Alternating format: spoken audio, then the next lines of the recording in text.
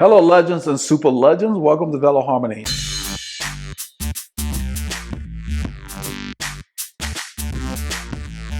This video is a little different.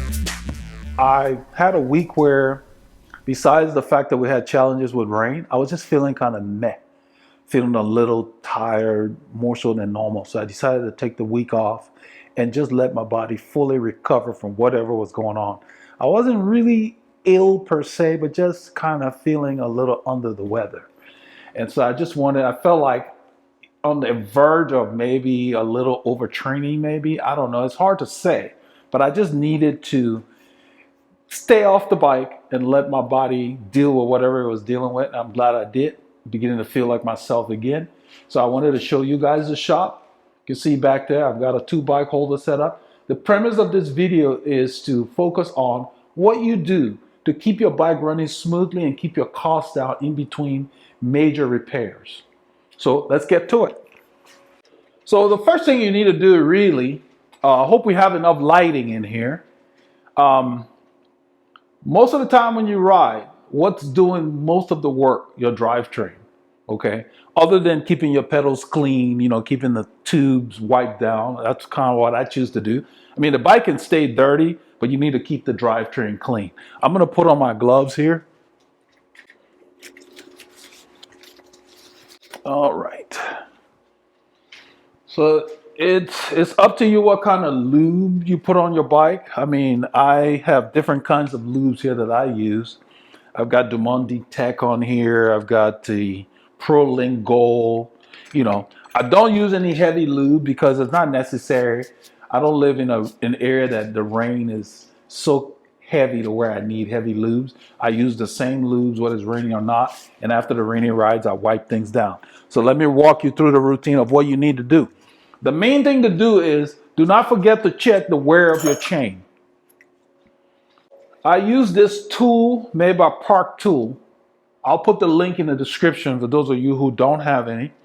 This Park Tool chain checker is a good tool to use. All you have to do is drop it in, so you're not using rulers to measure the wear of your chain.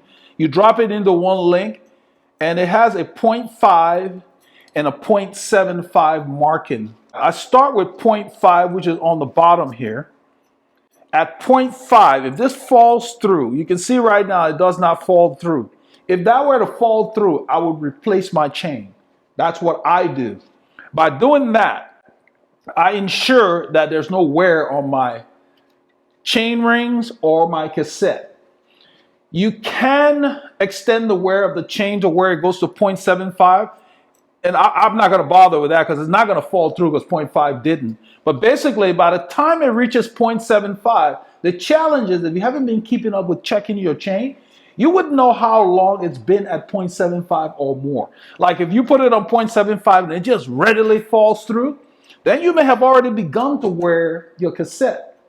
And you won't know until you put a new chain on there and then you get in that same cog, then the chain starts slipping.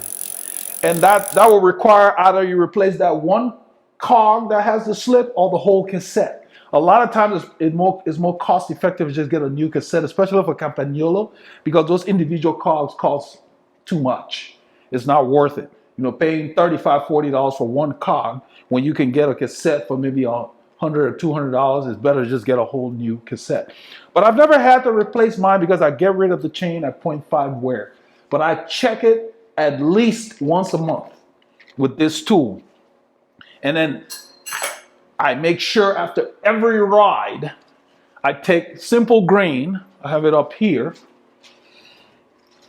And if you don't have a stand at home like you see here, you can lean over the bike, pedal backwards with the rag on the chain and just wipe it. You would put the rag in the same spot and turn it backwards. But what I do is I put Simple Green, I just spray the rag. You want to use a link-free rag. You don't want stuff getting caught in your links. And go backwards. I'm doing it backwards because when you don't have a stand, you can't do it forward. But on a stand, you can do it in either direction. So I'm just doing it backward as a habit. And when you're doing it, try not to pull the chain over too far because it will get on the big chain ring. You see that? And it can fall off if you keep pulling it. So I try to keep the chain in the same line and I just hold it. And even though this chain looks clean, you can see there's still stuff that gets on there. Well, what happens is, as you ride, you pick up grit, dust, whatever from the road. They mix with whatever lube is here. So when we lube the chain, we make sure we wipe off excess. And when you lube your chain, lube it on the inside. Do not lube it on top, because that's just going to be outside. You want to lube it on the inside so that as soon as you're done lubing, you spin it around and the centrifugal force will push the lube to the outside. So a lot of times after I lube my chain, I immediately put it on the big chain ring, turn that, because since I lubed on the inside, the motion of spinning this pushes the lube to the outside, and I just do this. Hold it here and just spin and pick up all the excess dirt or whatever else that comes off. I love my chain to be clean. This chain does not need to be lubed, so that's why you don't see me putting lube on it. Your chain should not be dirty. Any lube that you can see or feel on here is simply a dirt magnet. You don't need it on there. And then clean your chain rings. You know, do the same thing with Simple Green. Wipe the chain ring, because you get a buildup in here and there. I usually have like a little brush. This is the brush that I use. It's a detailed brush. You can get it anywhere, any auto parts store or wherever. You use it when you're detailing cars. A lot of people that go to concours and so forth, they have a lot of these different kinds of brushes. Some of them have bristles on both ends. I have this one. I have the kind that has it on both ends, but I have that inside the studio. I use that. I use that especially after a rainy ride to clean in here and get all the little grit that get in the front derailleur here. Clean that out like that. Get that out of there. Same thing in the rear derailleur where the spring is. I use the brush to get in between there and clean that out. Keeping your components clean extends the life of the components beyond what even the manufacturer expected. Dirt is the enemy. Just remember that. So clean your drivetrain in between. Then periodically floss your freewheel. And you know, you don't have to take it off the bike, but a lot of times we do. You can even, if you have a rag like this, you see how thin that is right there? You can just, what I do is I spray, you can spray a degreaser on it. A lot of times I will use this guy. I'm almost out of my Muc-Off. I've got another one inside the studio. I use the Muc-Off degreaser, spray it on here. You spray it on the freewheel. Try not to get it on your chain. That's why a lot of times I just take the wheel off the bike, sit down, and do that. But you can spray Muc-Off on it if you choose, or you can even put Simple Green on the rag like this. So I do that like once a week and put it in here. We call it flossing. And you just do, if you want to do it on the bike. Now, if you don't have a stand, you would be bending over. So if you don't have a stand, what I recommend is take the wheel off the bike, sit on a small bench, put it on your lap, and just do it. It's a lot more comfortable. You can do it while you're watching the news or whatever in an area that you're comfortable with. But basically, you clean between there. There's stuff that gets lodged in there that sometimes you can't get to with this. We do have, let me grab it. We have a brush like this that you can use, and it has bristles, and it has this little more bristles on the end here. You can get them in between there to get stuff out. There's always things that wedge in there, dirt, grease, and they actually make some mud sometimes. You can use this to get in between there and kind of get that out of there. So it's always better if you don't have a stand to sit down with the wheel and get all that stuff out of there. Put a little piece of paper on the floor to catch all the grit and dirt and clean that out. By keeping that clean, you don't have stuff that would create like sandpaper between the chain and your cassette. So cleanliness is important in between service visits per se. So the drivetrain is the main thing. The tubes are just really aesthetically, I love having my bike clean, and I just make sure this is damp with Simple Green and wipe it down. I don't wash the bike that often. Maybe every 90 days I might do a wash if it's really dirty and I'm in the mood. But a lot of times you don't need to wash the bike. Just wipe your tubes down, put some, I like to use Simple Green because I don't have to make soapy water. It's a cleaner, it's a general cleaner. You just wipe things down and clean it. I love my bike looking good. And that's the way you can see if there's anything going on. Now, after you've done all of that cleaning, especially after rainy rides, it's important that you use Teflon in these areas, like on your brake calipers, between these areas where you have anywhere that you have a pivot point. You want to make sure you lube them. Same thing with the front derailleur. Everywhere there's a pivot point, drop a lube there. Keep it lubed. You do that every time you do a major cleanup of the bike.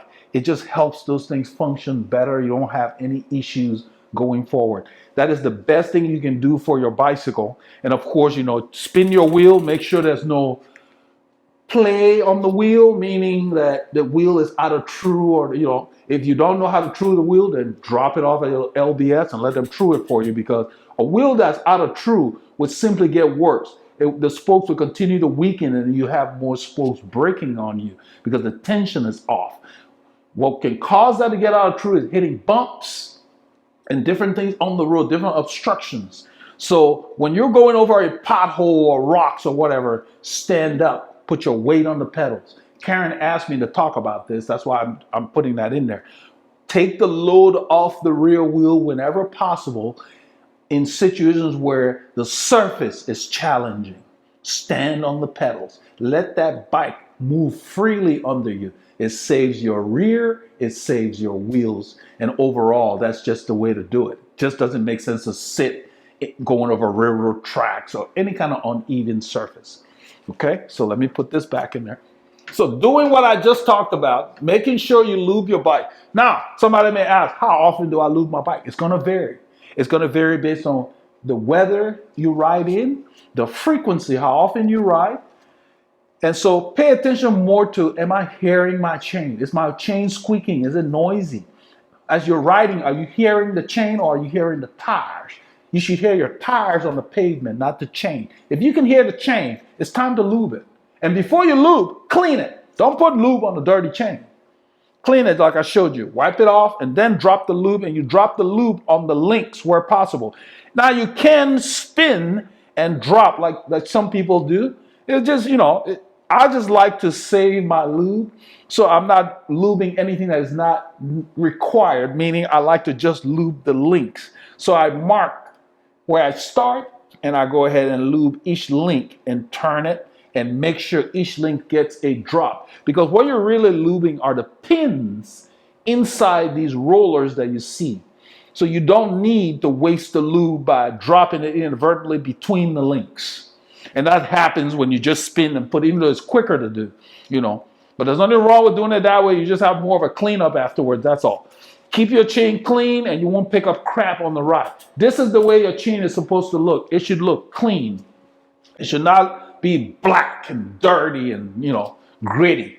Your chain should be clean. You should be able to touch the chain without getting those marks on you that you see other cyclists do. So I wanted to cover that briefly. It's kind of let you know that's the minimal thing that you can do in between major service that will really extend the life of this drivetrain.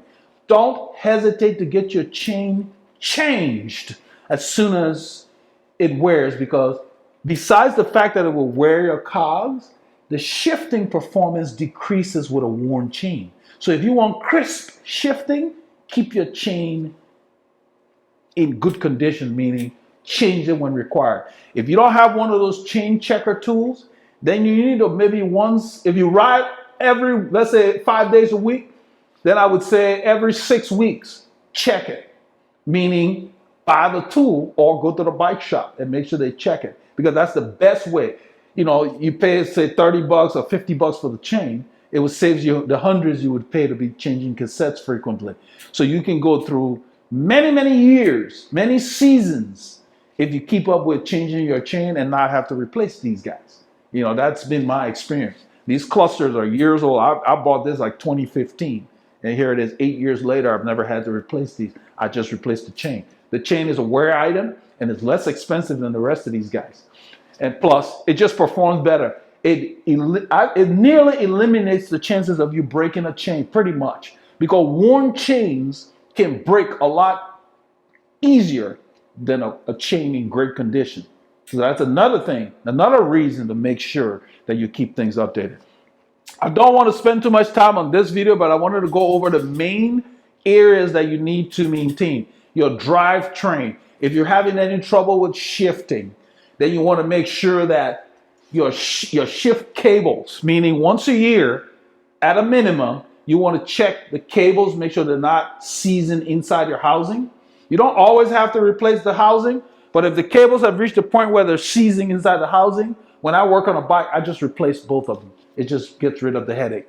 If you keep your bike stored in a garage or inside, it's not very often that you will have that problem. If it's stored outside in the elements, then it increases the frequency you'll need to keep up with these.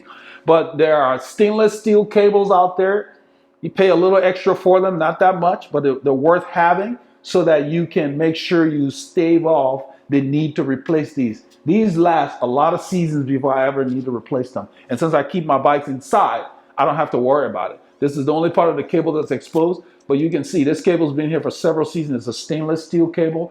It'll last a long time because it takes a lot of neglect before your cable starts seizing in there. You'd have to leave it outside for condensation and oxidation to occur for that to happen. So the storage of your bicycle is also important. Keep it inside. If you're in an area where you have to keep it on a porch, then you may want to get some kind of cover for it or something. Maybe that would help. But put your comments, questions below when you watch the video, but there's so much more involved, but I wanted to focus more on the DIY aspects of what you can do as you ride your bike to stave off. I wouldn't get into replacing headsets and all this kind of stuff because you need specialized tools and special skills for that. Same thing with your bottom bracket and other thing. But you want to make sure that if you're having any kind of noises or play, my bottom bracket, there's absolutely zero play. If you're having any kind of play down here, take it to the bike shop if you're not equipped with the skills necessary to fix that. Because these areas that when you start having problems, they can be hazardous to your well-being because if something seizes up while you're riding, it can cause you to fall. Okay? To that effect, let nothing stop you from getting your K.